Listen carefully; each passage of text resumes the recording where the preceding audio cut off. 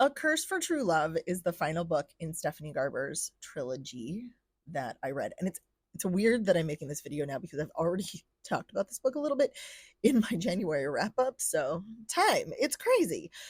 But I liked it. And this series is not smutty, but if you are a fan of Stephanie Garber or you're looking for a little bit of a break in between, something that's really focused on the world building and something different than what we live in, absolutely great. This book, this third one, takes place in multiple points of view as opposed to just Evangeline, which is who we've pretty much heard from the whole time in the other books. And I wasn't super excited about that because I was mad at Apollo, obviously. Obviously, I should have been mad at Apollo, but in the end, it really made for a compelling story. Yeah, I think that's it. That's all I got. I loved it. I really enjoyed the trilogy. So go Stephanie Garber. From Blood and Ash, y'all, I think I'm really in my fantasy era or my Jennifer L. Armentrout era. That woman can write sexual tension so well. I noticed that in Fall of Rune and Wrath and from Blood and Ash. I can't even with this book and the longing and the touches and the flirt and the this. And so it made them actually having sex. I mean, they do have sex. There is sex in this book. It takes a while, but there is. And it makes it so worth it. One of my complaints about it is that sharing a bedroll situation, which normally I love one bedroll. It's not really that, but I'm like, y'all, you can't do that to a lady if she doesn't know what's about to happen. She doesn't know what's going on. So that was not fair. That was not fair of him. I will state that. But if you've read the rest of this series, let me know. I'm really intrigued. I really want to read the rest of it. And also tell me, does it get spicier? Okay. The dark one. This is why I can't be trusted with audiobooks, y'all.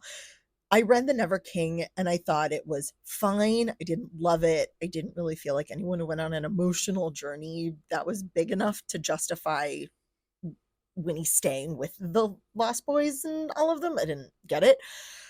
But someone said that the audiobooks are great, and one of my favorite narrators is one of them, Shane East, and y'all, that man has a direct line to my soul with his voice, and every time a chapter was narrated without him, I was almost disappointed, which is not fair to the other narrators because I love him so much that everything else just felt not as great.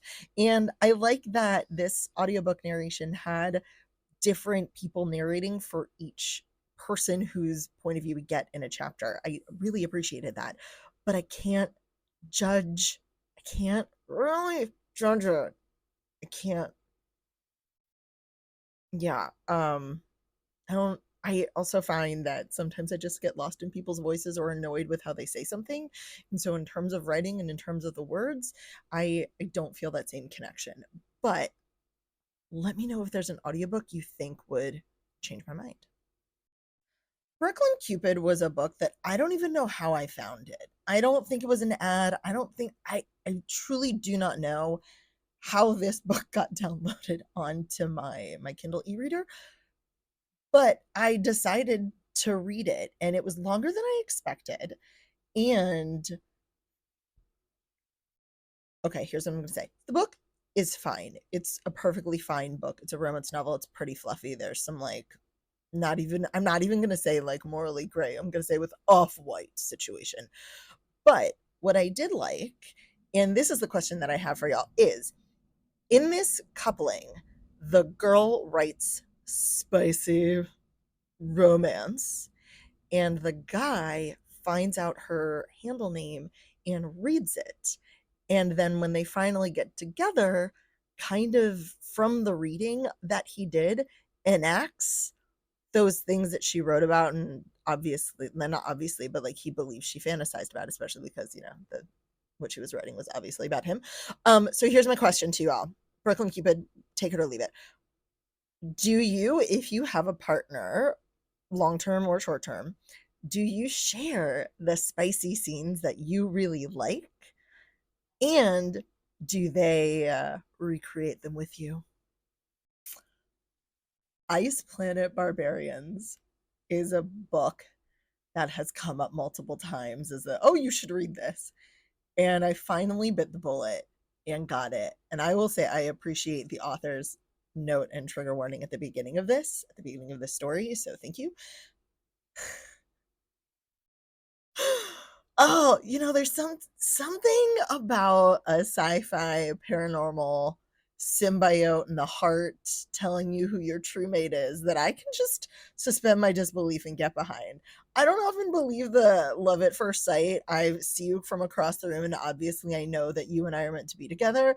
But if your symbiote on an alien planet tells you and purrs that this person is your mate and you will be together forever and have lots of babies, I am totally for it. I'm totally for it.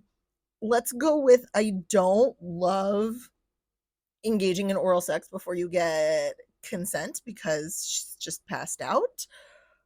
But I'm also wondering if Vectel knows what oral sex is because he calls her clit a third nipple. So can he be forgiven for that? I don't know. Are the rest of these books worth my time? Please let me know.